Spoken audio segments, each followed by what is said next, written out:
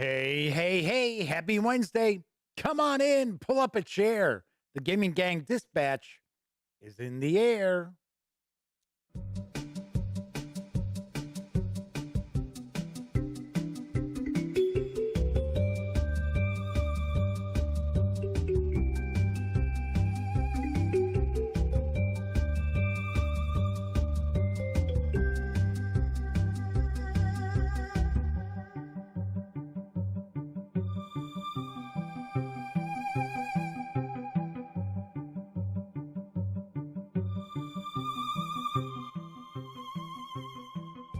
Howdy, howdy, howdy, gang. Welcome once again to the Duct Tape Studios. I'm Jeff McAleer, your host here at the Gaming Gang Dispatch, brought to you by thegaminggang.com. How amazing is that? What a coincidence. And of course, I happen to be the founder and editor-in-chief of the Gaming Gang. So welcome aboard. Tonight is Wednesday, October 6th, 2021. This is live stream number 700. That is correct. This is the 700th live stream. I can't say it's the 700th episode of the Gaming Gang Dispatch because the stream was called something different when I launched it, because I did Monday through Friday and then was like, I must be out of my mind. So, welcome aboard tonight. I am going to be taking a first look at the Warhammer 40K Wrath and Glory Forsaken System Player's Guide. Say that 5 times fast. From Cubicle 7 Entertainment. So, stay tuned. If you are watching live, do want to point out the first section of the show is devoted to the latest in tabletop gaming news. And then after that, we take a dive into a tabletop game and take a first look. So if this is your first time joining me, keep in mind, we do have news.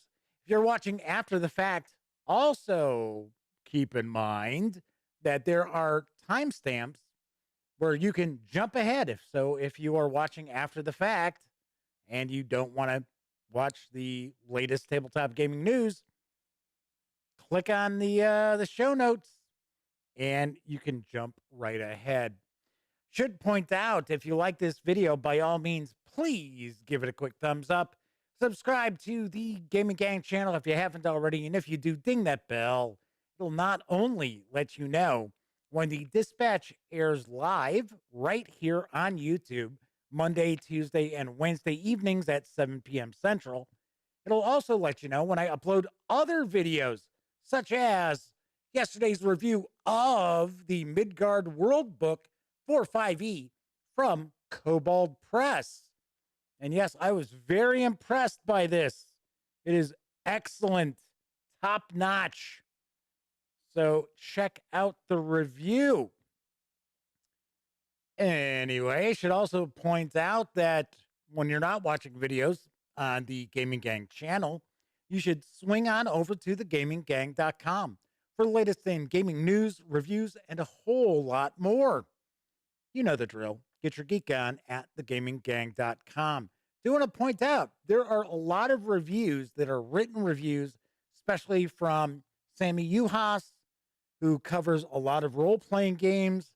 Kevin Smith is joining us as a reviewer as well. Those are written reviews.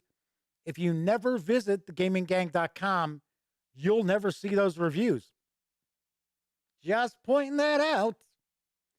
Also, this is a live stream. So if you are watching live, you can take part in chat. It's not on screen. It's one of the ways that I keep some of the more unusual commenters at bay. But I do my best to pay attention to chat. So if you want to say howdy, maybe get a question, a comment, by all means, chime in, fire away. I will do my best to respond. So far tonight, Nicholas Stanishek was first out the gate. And the Motor City Madman's with us. That's right. The Madman is one of our chat moderators. Good to see him. John Vogel's with us. Clint Gibson's with us. So Clint says they weren't going to miss out on being part of the 700 Club. Well, this is a much more open-minded 700 club. let's just put it that way. I know. Flaming Heron's with us too. So we got the chat off and running. Also, do want to mention, for most of the month of October, the Gaming Gang Dispatch is sponsored by... RockCon is back the weekend of October 22nd to the 24th in Rockford, Illinois.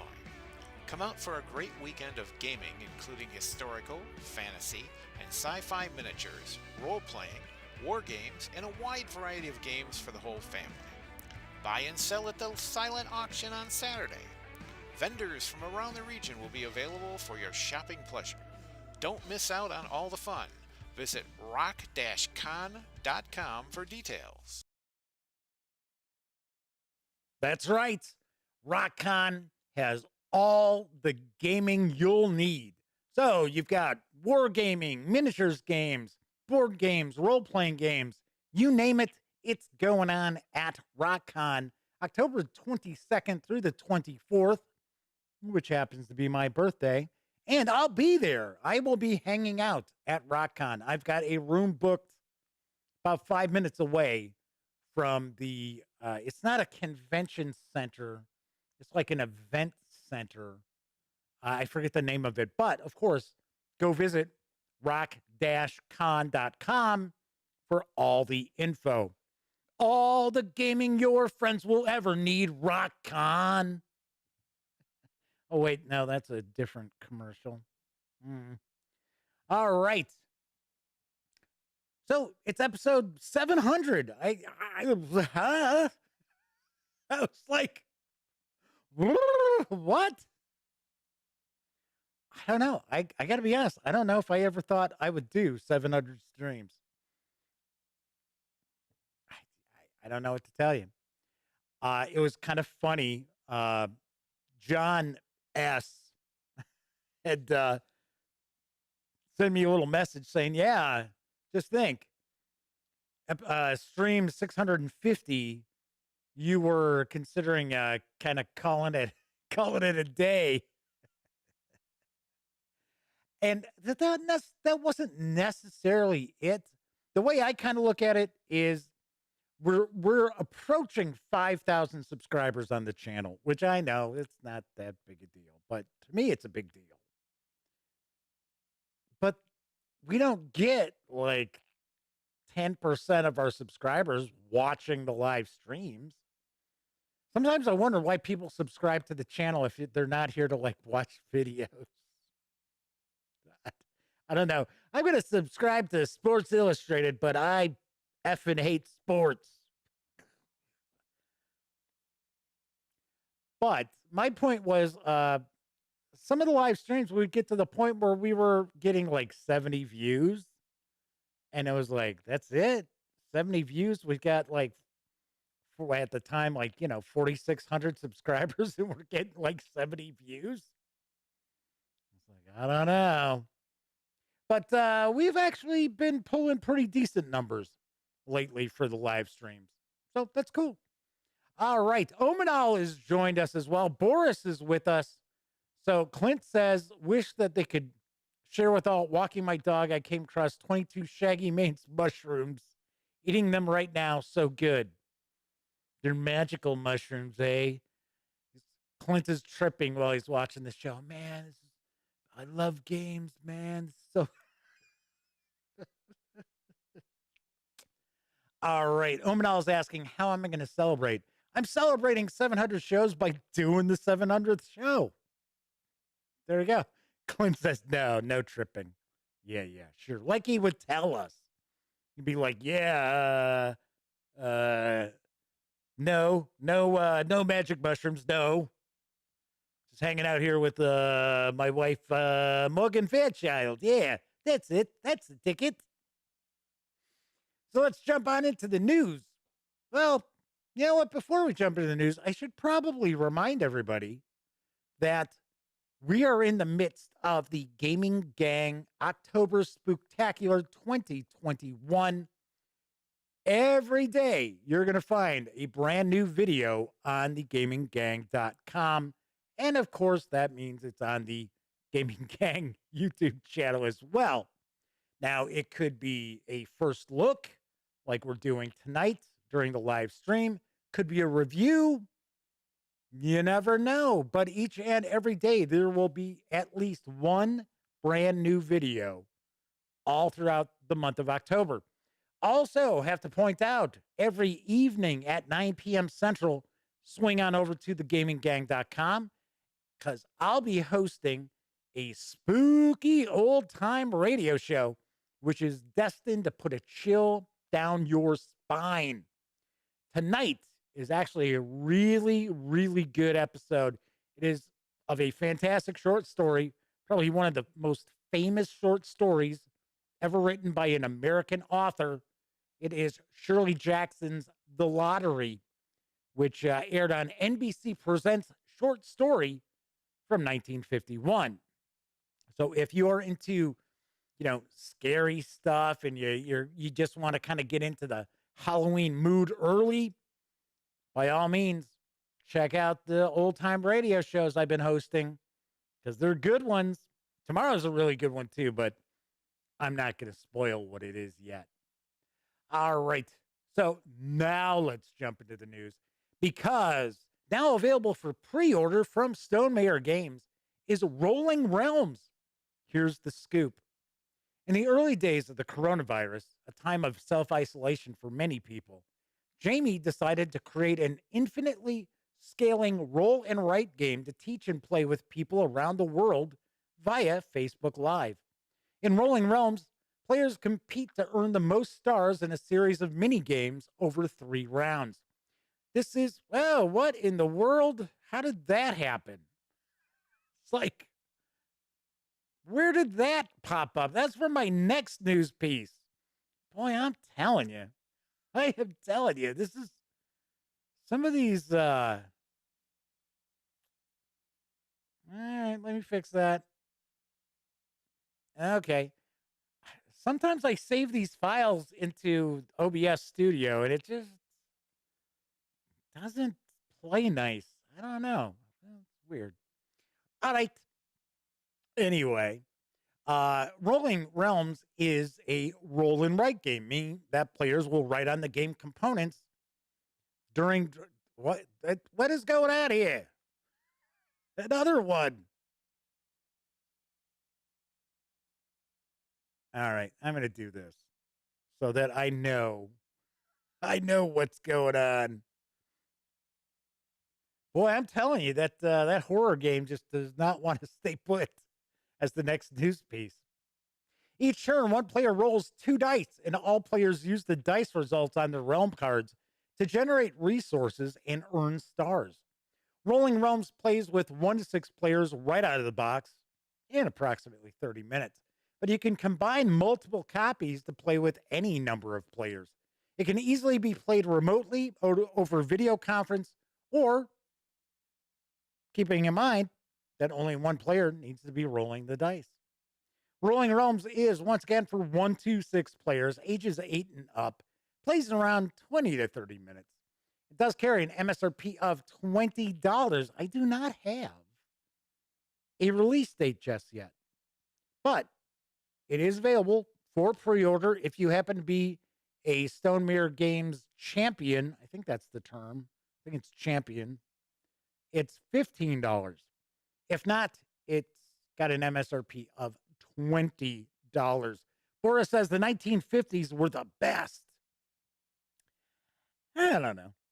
I wasn't around, so I can't tell you.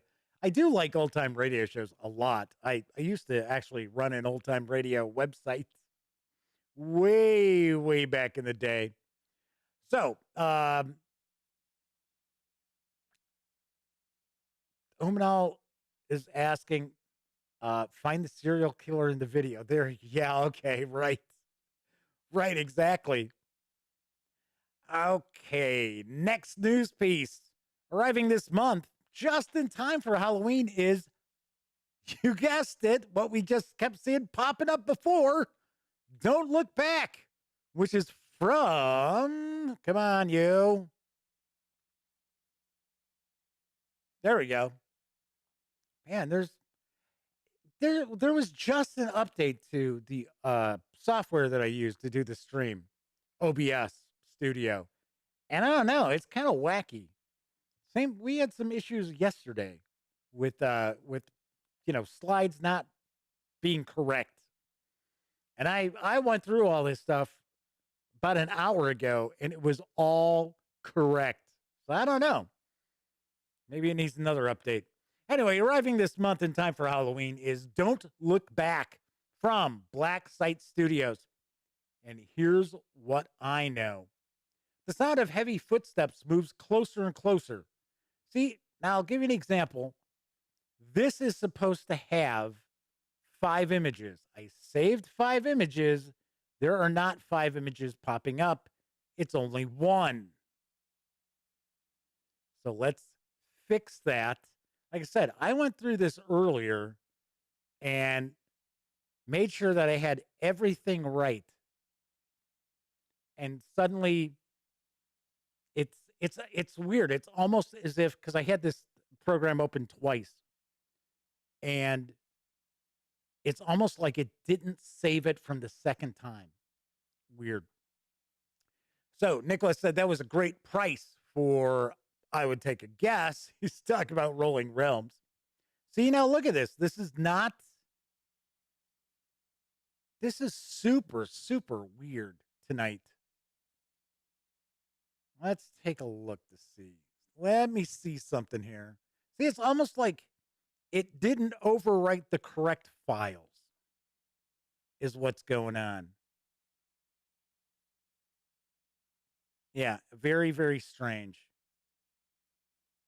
And that it's, I'm talking about one thing and it's showing, Flaming here, it says, there's gremlins loose in the studio. That's a possibility. I don't know.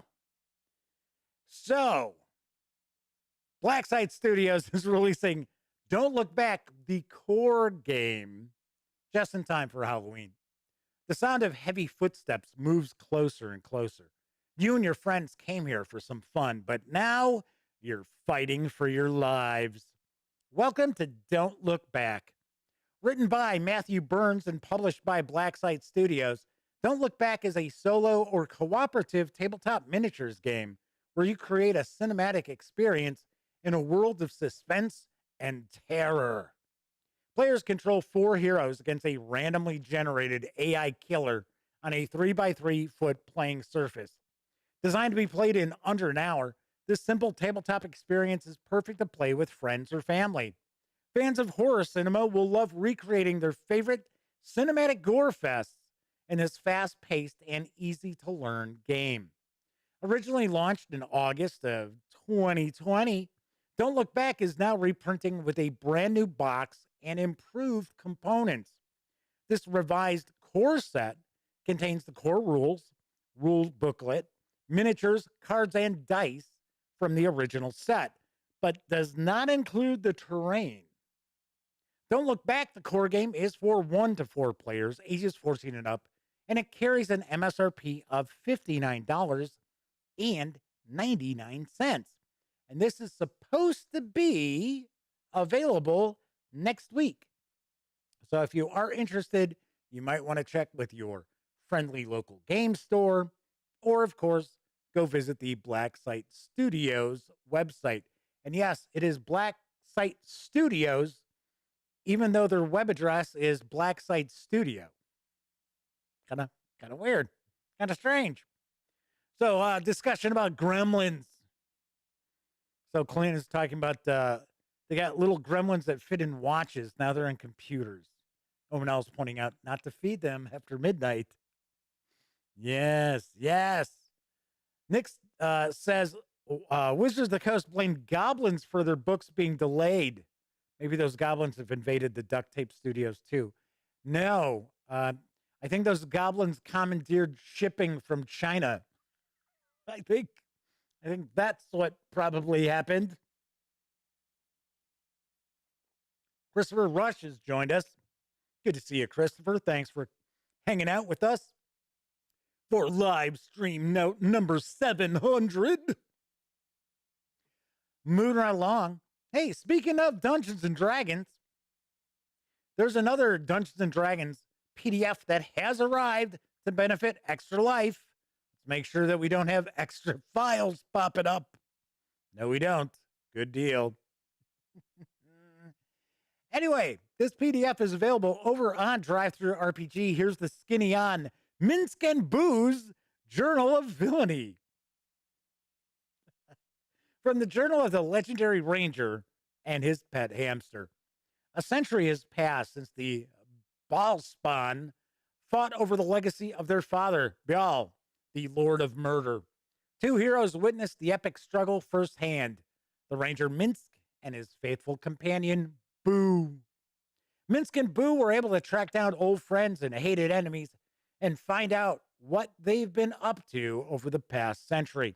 They've compiled everything into this journal, edited by the traveler extraordinaire Vologadarm. Included in this journal are 4 cities, including Ethkalta and Baldur's Gate, 10 group patrons led by some of Minsk and Boo's old friends, a dozen new monsters, 6 arch-villains, and 11 dastardly henchmen. All proceeds from this journal will benefit Extra Life. Extra Life unites thousands of gamers around the world to play games in support of their local Children's Miracle Network hospital. Since its inception in 2008, Extra Life has raised more than $30 million for sick and injured kids. Sign up today and dedicate a day of play for kids in your community. This 158-page supplement is available as a hardcover. Yes, you can get a print on demand over at DriveThruRPG for $44.95. You can get it a soft cover for $34.95. Both of those will include the PDF. Or if you just want the PDF alone, you can grab that over at DriveThru for $14.95. I wish that I had more images to share, but this is all that's out there right now is just the cover. And I did notice there's Minsk, but there's no Boo in the artwork. It's like, wait a second, what? Where's Boo? No, he's not riding on Minsk's shoulder or anything like that I could tell. So, I don't know. Wouldn't it just be Minsk's? Yeah, that's weird. Journal of Villainy? I don't know. I don't know. I think they're riding on Boo's coattails there without putting Boo on the cover. Christopher says they really like how DriveThruRPG has print options for this. Christopher also points out they think Boo's on the back cover. That's possible. It could be, like a front and back. Like most of the time when we have covers for the D&D books, it's one big piece of art. So we've got this, the front, or we've got usually it's the right side of the artwork on the cover, and then the left side's on the back cover. That is a possibility. But I am glad to see that we do have, now this is the second one that I'm aware of. This is the second PDF that is available. We talked about one yesterday. This is the second one today that are benefiting Extra Life. In case you're curious, I do not think that we're going to be doing an Extra Life marathon this year, mainly because the pandemic, and it's going to be tough to get people together, especially on the one day in November that is kind of set aside for everybody to do it. Now, it is possible once my nephew Cameron gets back from his training for the Air National Guard, maybe we could do something then and get him and some of his friends, and of course my best friend Elliot, maybe my brother, who knows, to do some gaming. So let's hope so, but that would probably not be until after the first of the year. Moving right along, there's a new release that's arrived from IDW Publishing and Modiphius Entertainment. I've got the skinny on Star Trek Adventures IDW Year 5 tie-in. And I will mention, this is not the cover artwork. This is from one of the IDW comics. Because unfortunately, the artwork on the cover is just the usual little Starfleet emblem that we see on some of the adventures in that. I want something a little more lively. This 26-page digital supplement features content drawn from the pages of IDW's imaginative Year 5 comic book series, adapted for use with Star Trek Adventures and ready to be added to your ongoing missions and campaigns. You don't need to have read the comic book series to use this new supplement in your Star Trek Adventures games. The Year 5 series showcases many of the central tenets of Star Trek storytelling: diversity, exploration of the human condition, and relevant social commentary. If your game leans on any of those themes, then you should be able to find something useful in this supplement. The IDW Year 5 tie-in includes details on 2 new factions, 3 new player character life path options, including the Tholians and Icosa, 12 non-player characters, including Harry Mudd and Gary Seven, 5 starships to use as allies or adversaries.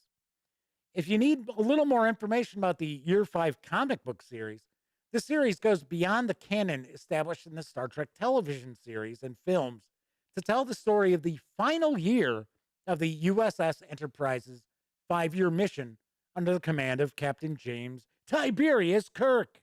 I know it just says James T. Kirk, but, thought I'd throw the Tiberius in. All the classic characters are in a state of transition.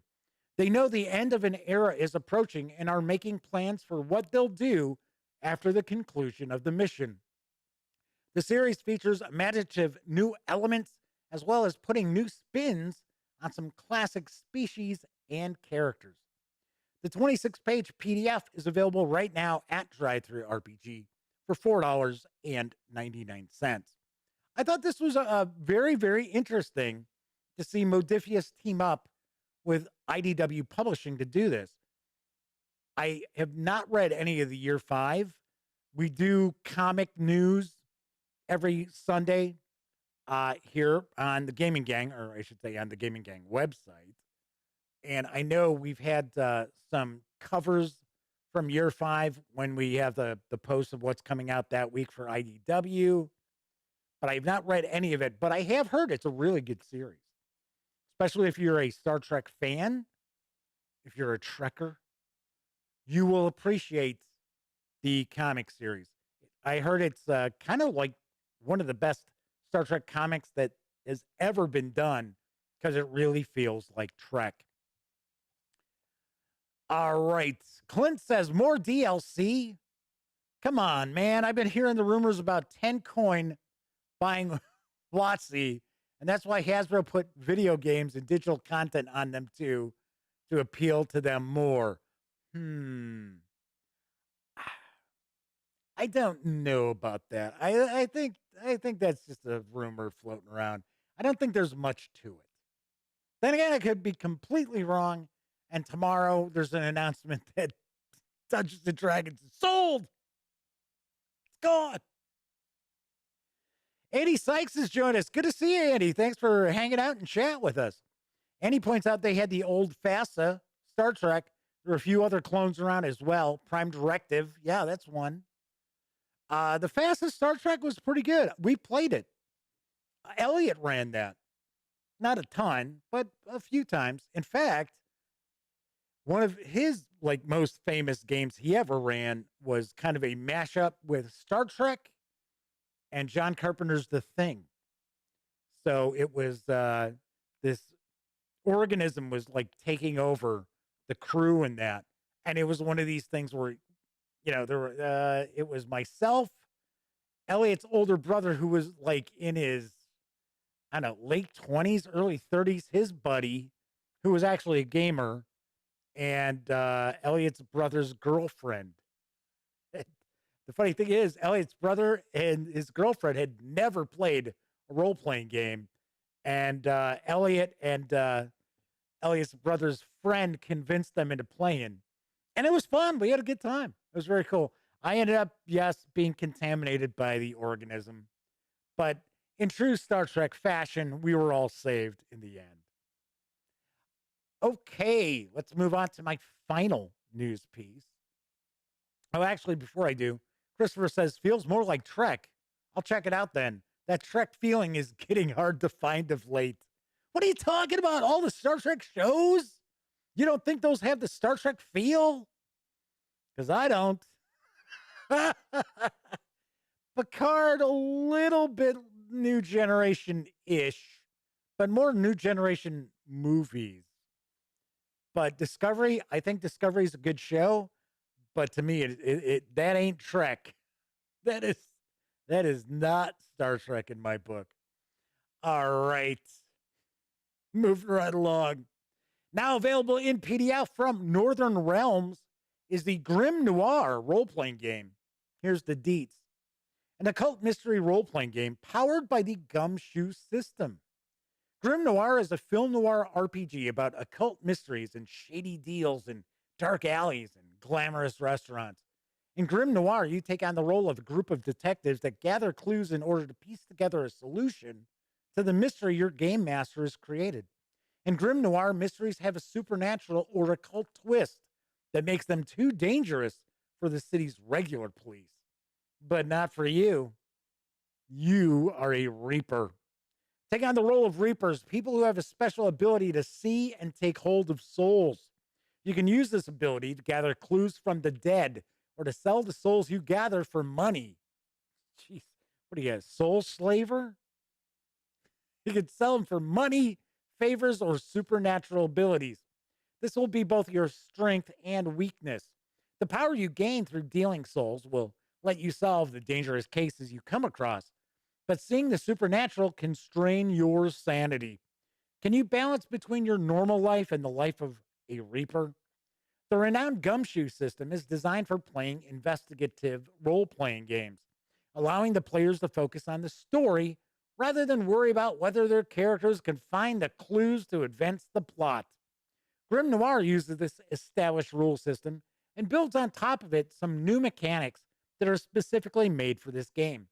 The Gumshoe system is rules light and offers a cinematic style of play where the story comes first. The rules help keep the story moving forward and facilitate a fun, investigative game.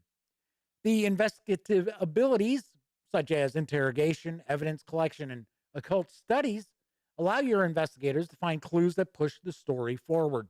General abilities, such as athletics, persuasion, and infiltration, get your investigators in and out of trouble.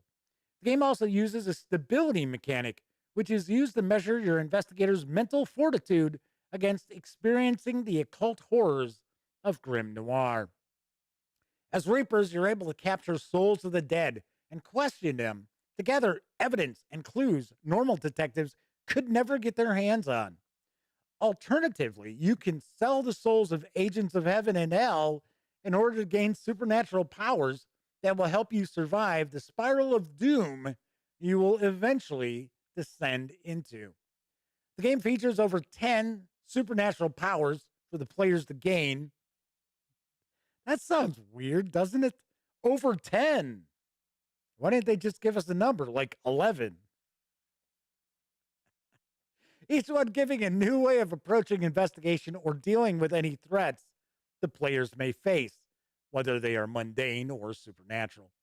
Grim Noir features a unique new mechanic for earning narrative points from role-playing your character in a film noir manner by giving a monologue to share the point of view of your character. You can then use your narrative points to alter the game to your advantage by narrating flashbacks and changing some details in the game scenes. This way, you can always have some control over your character's actions without having to spend too much time planning every detail of the investigation. Will you solve the mysteries of the city, or will you become one of the lost souls roaming it? Or one of those souls that gets sold? You don't want to be one of those.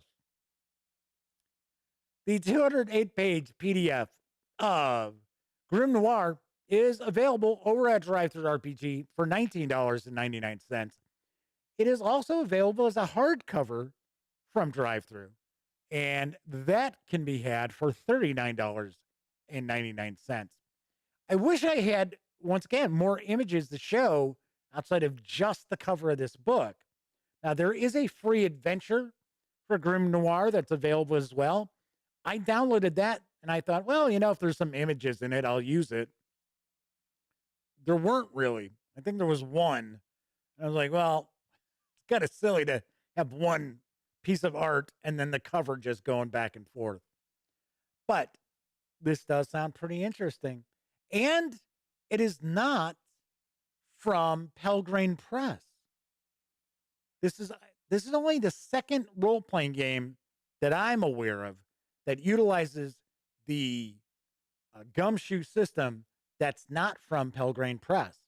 And the other one was Bubblegum Shoe, which I reviewed, and I thought it was excellent. I thought it was a great game. Very, very cool game. And gave it a big recommendation. So let's see what's going on in chat. So Russell Higgins is with us. Good to see you, Russell.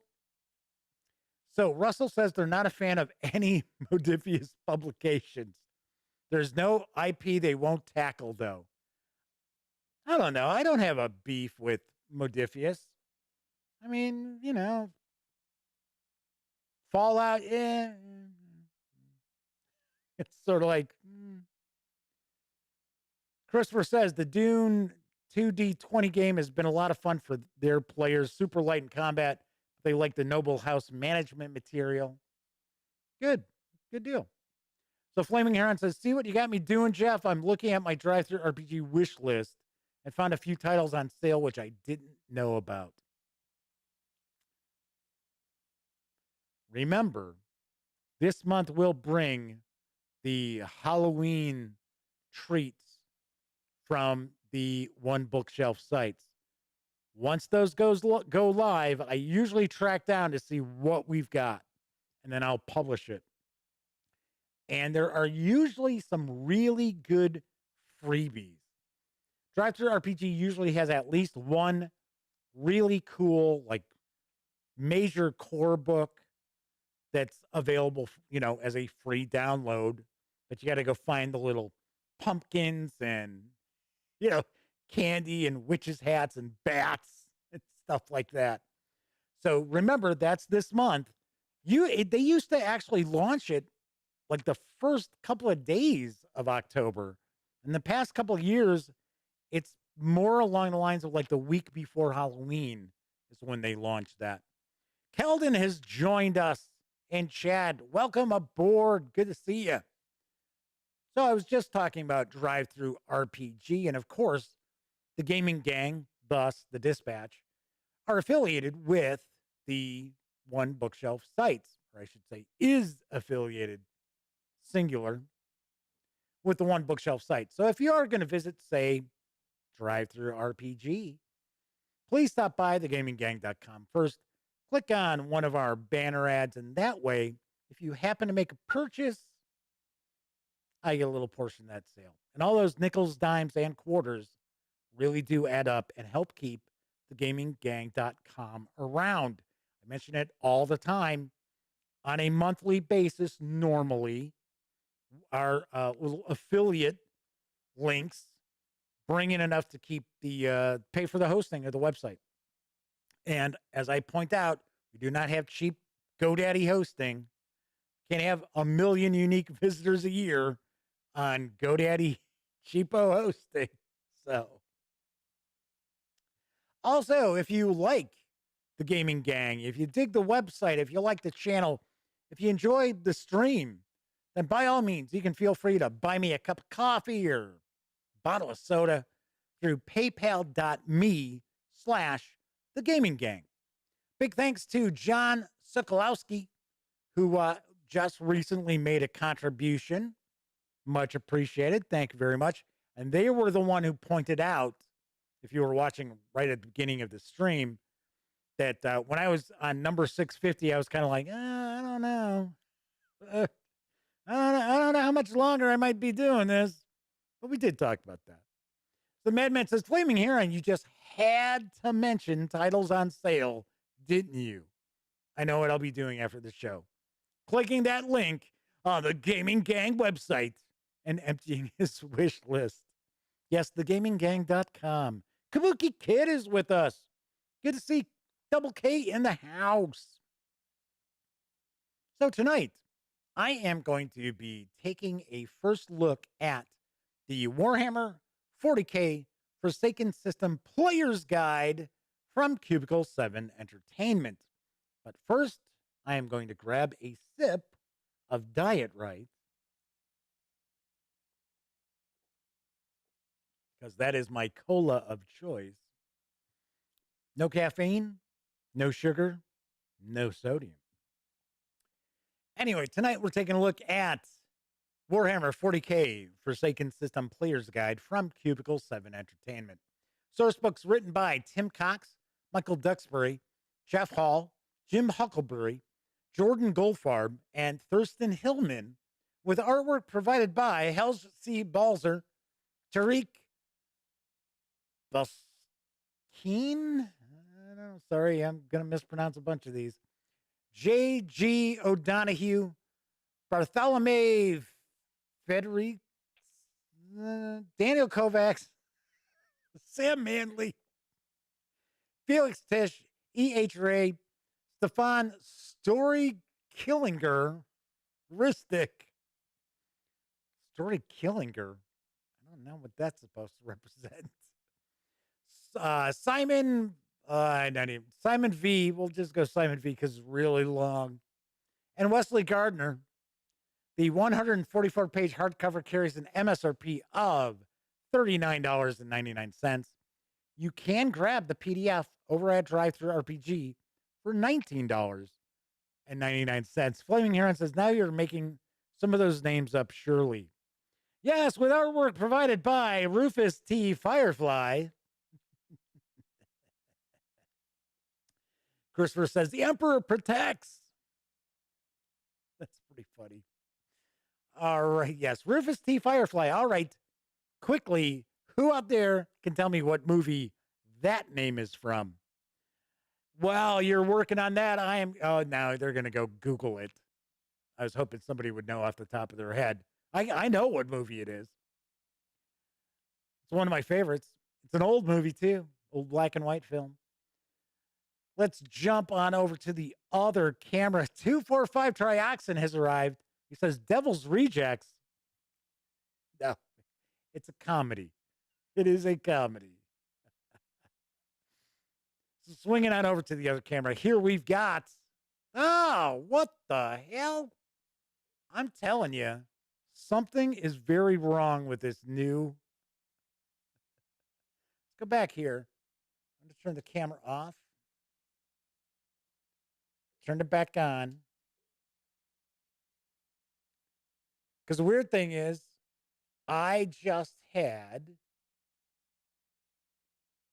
a perfect, I'm looking at the little flip screen, and everything's great on the video feed.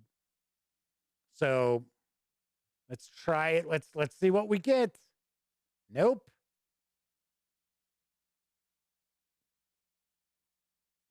All right. I better not. Yeah. Flaming Aaron says, I told you, it's Gremlins. Going to be a memorable 700 for more than one reason. Yeah. See, the weird thing is, normally, to clear something like this out, I have to restart the program, which would not be good. So I'm going to try doing this. I'm going to take a look to see what comes up. Christopher says it's the effects of the warp. Yeah, it's the rift. The rift is messing everything up. Okay, so it is showing up. Oh, wait. What is that? Yeah, it's saying, okay, so that's telling me that it is in use. Yeah, okay. Well, that's not going to work. So let's take a look here. I'm going to try something a little bit different. I'm going to try to change up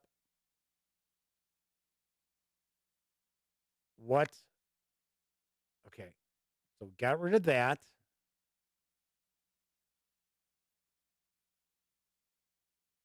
Aha! I think we're going to get it to work. There we go. And it's funny, you know, that looks like it's like super far away. So, you know, why is it glitching like that? It shouldn't be doing that.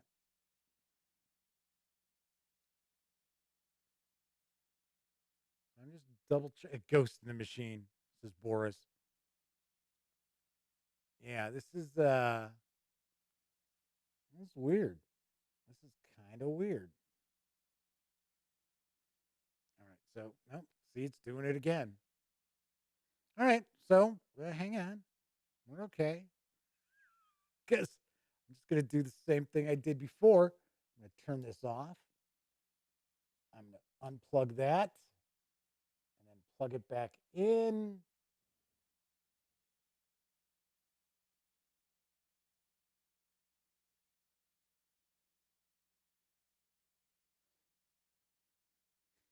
Sarah D has joined us. It's been a while since we saw Sarah.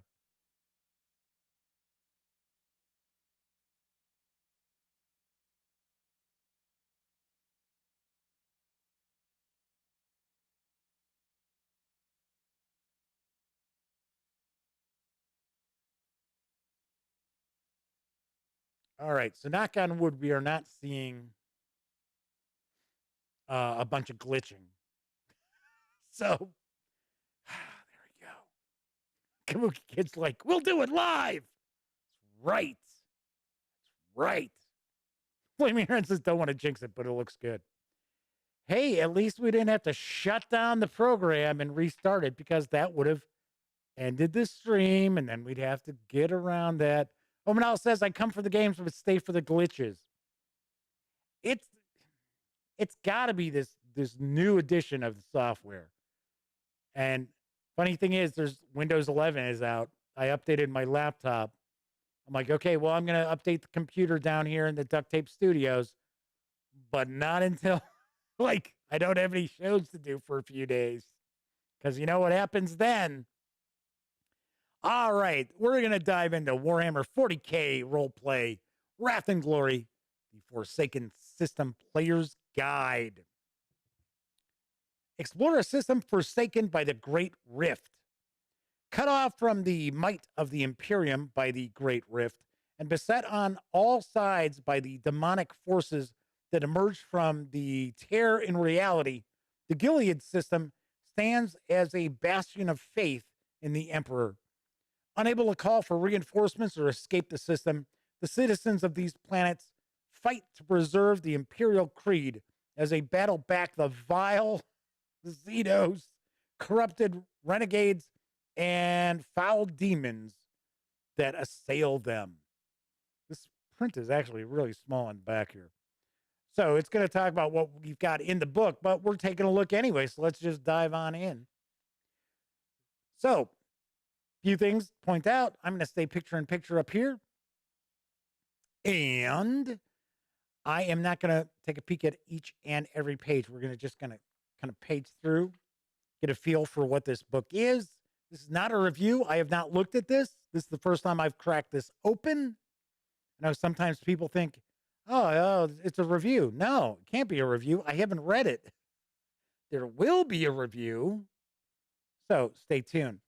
All right, so we got some new backgrounds.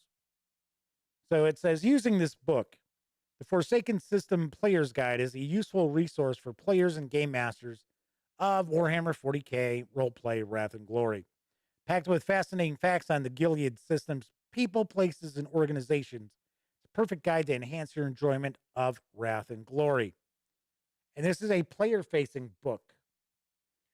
So Omanal is asking what type of binding. Well, I'll tell you right now, it's not a saddle stitch. I don't believe it is. So we've got backgrounds, we've got factions, we've got patrons, We have new character options, and then we have endeavors. So the endeavors I want to say are like personal goals and things like that. So we've got some adventure hooks, getting into some history, organizations, politics. I believe this is going to go into discussion of different planets throughout. I found Wrath and Glory to be pretty interesting. It originally came out from Ulysses Spiel. I almost said Pegasus Spiel. Came out from Ulysses Spiel, and they lost the license to do it, and Cubicle 7 stepped in and took over. So there was a supplement that came out for Wrath and Glory from Ulysses Spiel that was kind of a mess. The core book was kind of a mess too. Although it's pretty interesting how you've got all these various factions that you can choose to play characters from.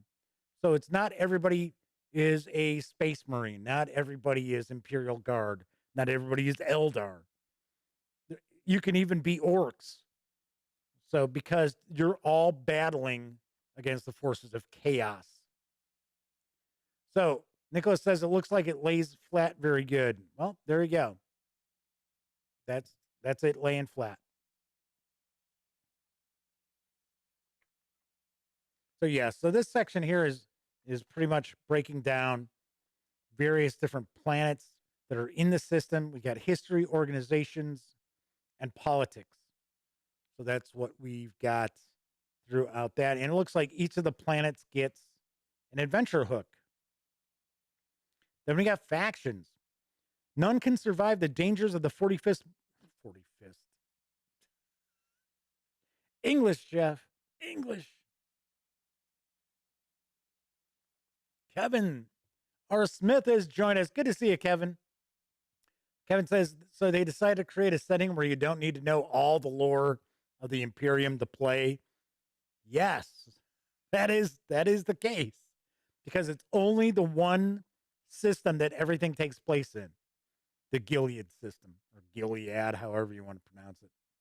All right, so none can survive the dangers of the 41st millennium alone. Almost all individuals belong to a faction, swearing to serve some greater cause in exchange for weaponry and allies to ensure survival. So these are the major factions that are at work in the Gilead system. Order of the Sanctified Shield, Machine Cults of Vacturus, Guard Regiments, Remnants of the Inquisition,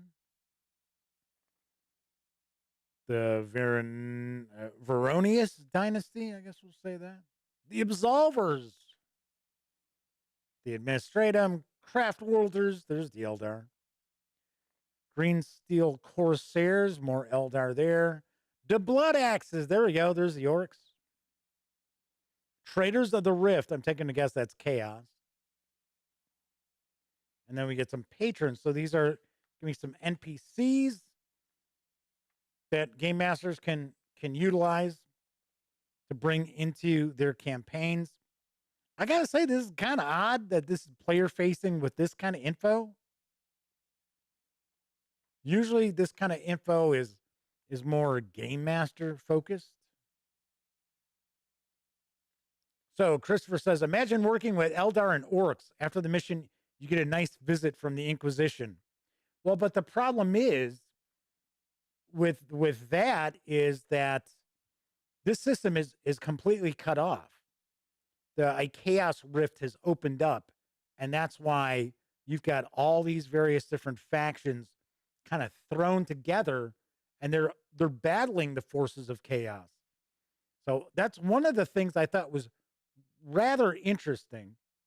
It's not as xenophobic as you would see in like previous Warhammer 40K role-playing games and that. So we're still looking at some of the patrons here. one of the Chaos Lords. And we get some new character options. So we got some new species. So we got the Ogryn, Ratlings, Kroot. I'm not familiar with the Kroot. And then are these NPCs now? Looks like we've got some NPCs here. Also should mention in Warhammer 40K roleplay, this is not a super crunchy system either. And the way the game is set up too is that there's different tiers. So almost kind of like levels would be. And Andy Sykes says they prefer the low-key approach of Dark Heresy. Actually ran a game a couple of months ago. Nice. What I was going to say is that this is not super crunchy. And it's been designed that you can have different characters. So for an example, you could have one player is playing a Space Marine and the other player is playing a member of the Imperial Guard, and they can be equally viable. Yes. So Kevin mentions tiers. That's how they balance the game out. Yes. But I like that. I think that's pretty cool. And then we've got a variety of adventures that are available. Most of the adventures are in PDF. But I do have one of the recent books that we'll probably take a look at after next week, because I'll tell you what we're looking at next week when we wrap up. But the adventures I have not taken a peek at, but I have heard they are pretty good. And I had heard the first, I'm trying to remember the title of it off the top of my head. I don't recall it, but it's everybody's supposed to be like, wow, I mean, that is like a 40K adventure that screams 40K. I was like, yeah, okay. So Russell points out they do most of their role playing on fantasy grounds. Christopher says that they think that this would allow for some good role playing moments because that xenophobia is so ingrained in the human forces. Yeah, I would think so too. So Flaming Heron says, yeah, tiers mean that you can't be a superpowered Space Marine and everyone else is trash. All right, so we've got quite a few of these. So these aren't NPCs. These are like archetypes. So we got the Rattling Sniper, Ogryn Warrior, Lex Mechanic, Kroot Mercenary. So we get some new weapons. So we've got melee weapons, and we had some ranged weapons, some new armor and equipment. So it looks like we got a new rule, hearing range. It's kind of funny that it's got it tossed right here. Some talents and abilities in Wrath and Glory use a character's voice, and so are limited by how far the sound can carry. If you want to measure this with more specificity, you can use this optional rule. Okay. Then we have endeavors. So we got an optional rule: personal time, performing endeavors, events, duties, and responsibilities. So there's quite a bit to this book. It is, like I said, this feels like this is kind of player and GM facing, but I'm a little surprised at some of the stuff that's in here in a player book, because I would think that would be more reserved for the GMs, but I don't know. Gotta say, Cubicle 7 Entertainment always has really cool artwork. Always really, really cool artwork. Okay, so that is the endeavors were what we were wrapping up with. Then we get an index and the Soulbound starter set, which I will have a review of very soon. Finally getting around to my review of it. And that is the Warhammer 40K Roleplay Wrath and Glory Forsaken System Player's Guide. Say that 5 times fast. From Cubicle 7 Entertainment. Russell says, wait, it's cut off by the warp, but there are Primaris Marines. I'm going to call shenanigans right there. How can you have Primaris if you're cut off from the Imperium? I got to be honest, Russell, I don't follow Warhammer 40K that completely. So I have no idea. I have no idea. Christopher says they would run it unbalanced, be like the Avengers. Not everybody can be the Hulk, yet everybody contributes to the group. Yeah, but do you really want to be Black Widow? Do you? I mean, even like Hawkeye. Hawkeye is kind of weak sauce too. So, but it is kind of funny in the Avengers, they realize that. They know they are. So, all right, I will have a review of the Forsaken System Player's Guide in the very near future. Let's swing on over to the other camera. Glad we were able to get the overhead camera working right. That was weird. Russell says, I don't want to be Hawkeye. All righty. Do want to remind everybody that most of the month of October, the Gaming Gang and the Gaming Gang Dispatch are brought to you by RockCon, taking place October 22nd through the 24th in Rockford, Illinois. I will be there. So I will kind of give you a breakdown, a recap of, I'll probably be there Friday and Saturday. I don't think I'll be there Sunday.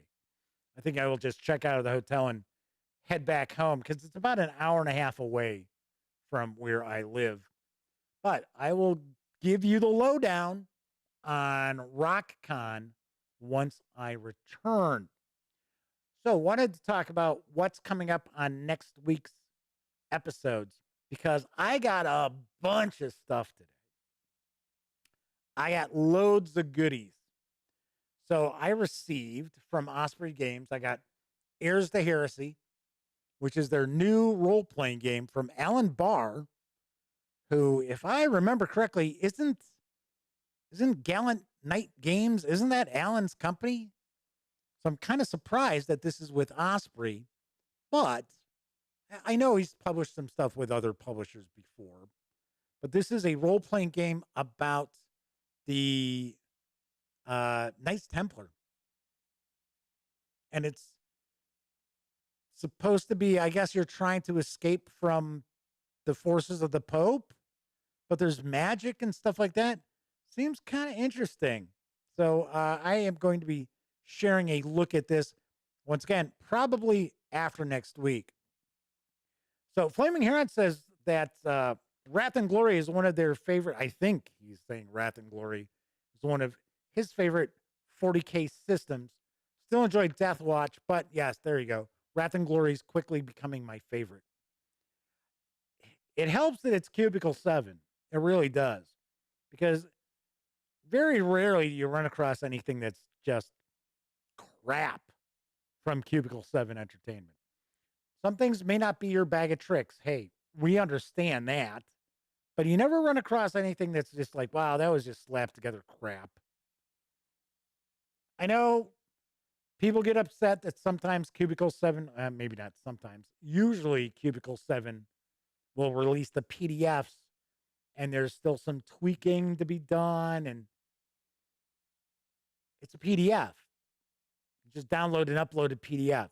They do that a lot so that they can kind of do like almost like an alpha with it to kind of iron some things out before it goes to the printer.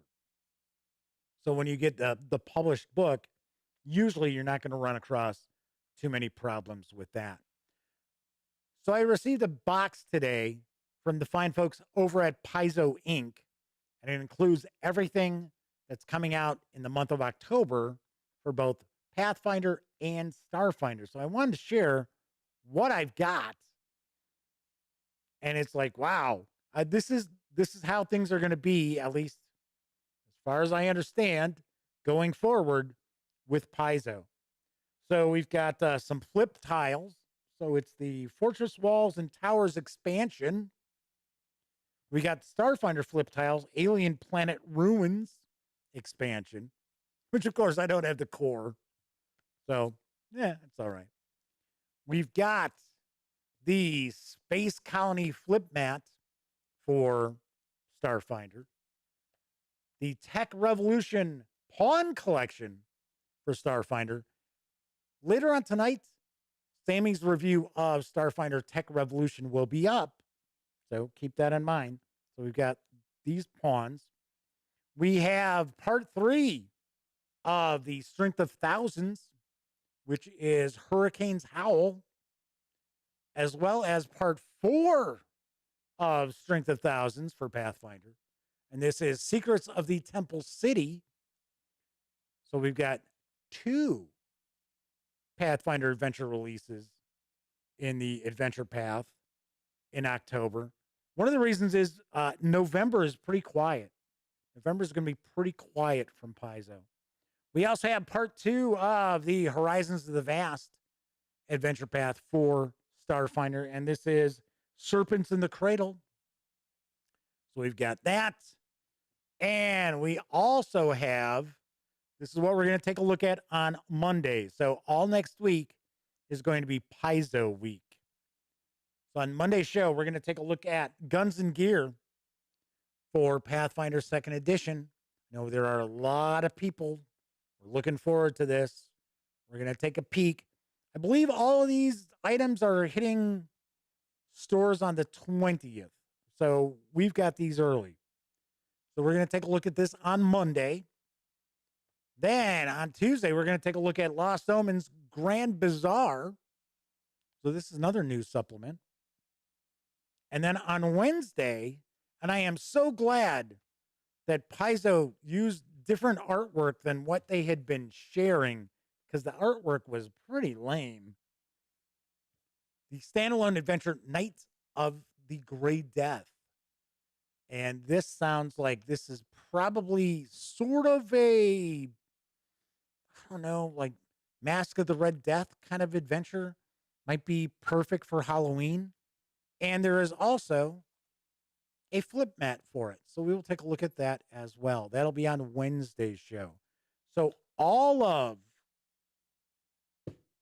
next week, Monday, Tuesday, and Wednesday, is going to be devoted to Paizo. And of course, I will have other videos as well.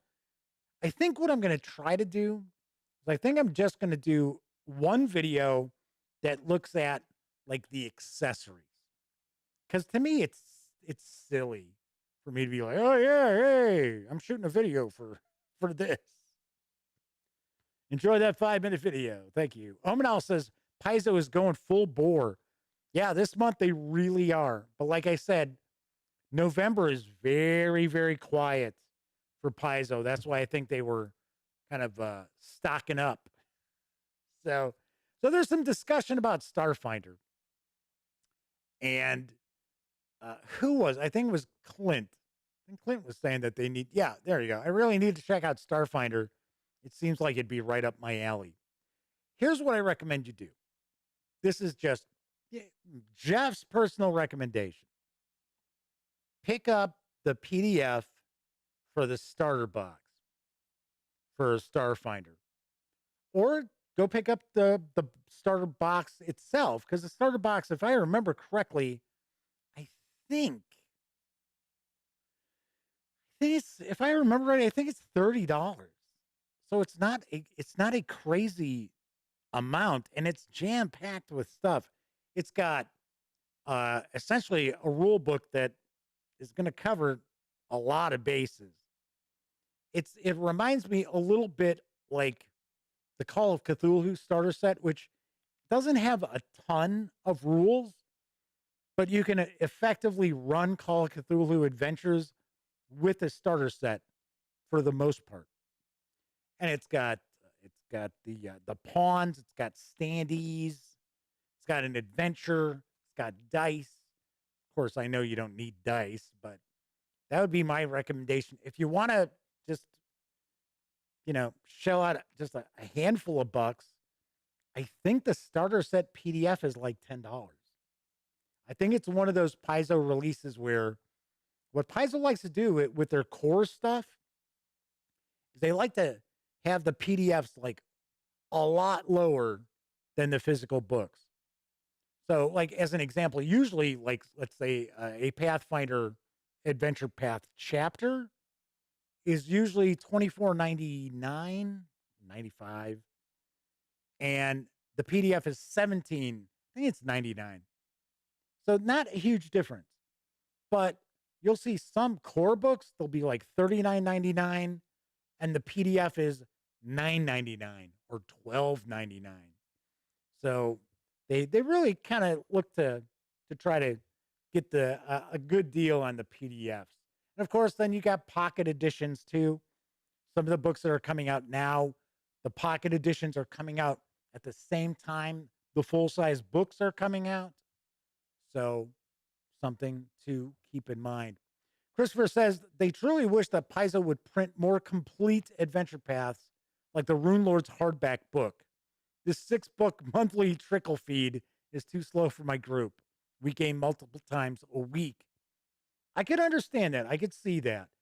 But, and, I cover all game companies. It's not like, oh, it's Paizo over WotC or anything like that. Or, Paizo over Chaosium. I have friends throughout the industry with a lot of different companies. I will say that Paizo, at least every month, normally, like I said, I don't think there's a Pathfinder Adventure Path in November. That's why we got 2 for October to hold you off, to tide you over until December. But at least they come out with something every month that's an adventure. Maybe it's a chapter of an adventure path.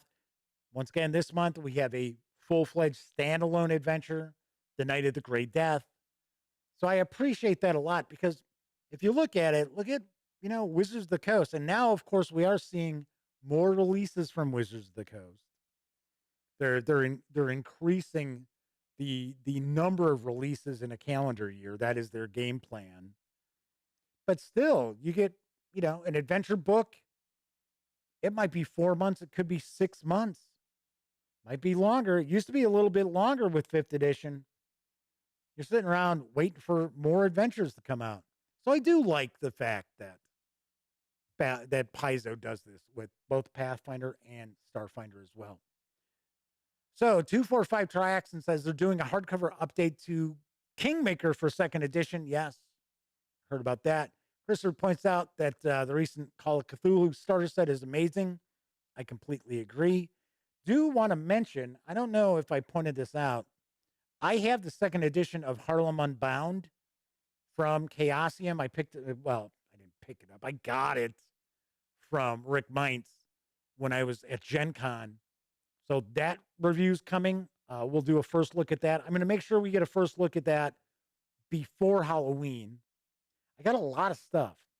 Plus, remember, it's the Gaming Gang October Spooktacular 2021, and that means new videos every day. So just because I won't be back until Monday with the dispatch, that doesn't mean there aren't any videos. You got videos heading your way. So there's a lot of goodness going on with the Spooktacular. All righty. That's it for this time out. All right, so we had some hiccups in episode 700, live stream 700, but we made it through. I am so glad we didn't have to restart the stupid program. So anyway, if you like this video, take pity on me and give it a quick thumbs up. Subscribe to the channel if you haven't already, and if you do subscribe, ding that bell. It will not only let you know when the dispatch streams live Monday, Tuesday, and Wednesday evenings at 7 p.m. Central. It'll also tell you when I upload other videos as well, such as my upcoming review of Warhammer Fantasy Roleplay Power Behind the Throne from Cubicle 7 Entertainment. This is one of those videos I'm talking about, gang. If you're interested in the Enemy Within campaign, Chapter 3. I believe the hardcover for Chapter 4 is on the horizon pretty soon, too. So very, very cool. And, of course, when you're not watching videos on the Gaming Gang channel, be sure to visit thegaminggang.com for all the latest in gaming news, reviews, and a whole lot more. You know the drill. Get your geek on at thegaminggang.com. Once again, I'm Jeff McAleer. Thank you, everybody who hung out for stream number 700. Thank you for keeping me company. Always appreciate it.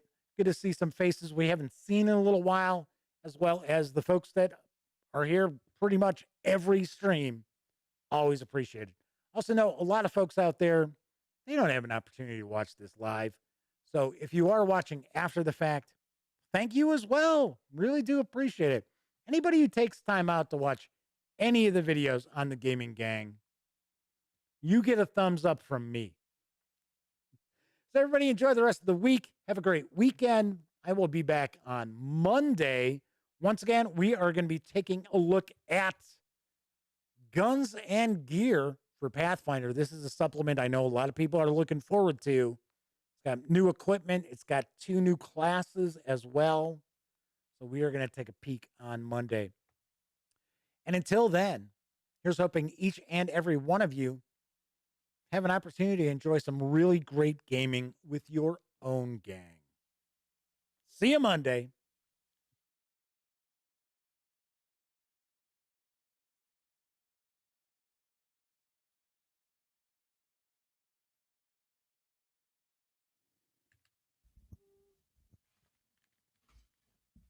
Oh, you're still here. Well, while you're kicking it, how about subscribing to the Gaming Gang channel? Or seeing the latest episode of the Gaming Gang Dispatch? Or finding out what YouTube recommends you check out here at my channel? And of course, don't forget, get your geek on at thegaminggang.com.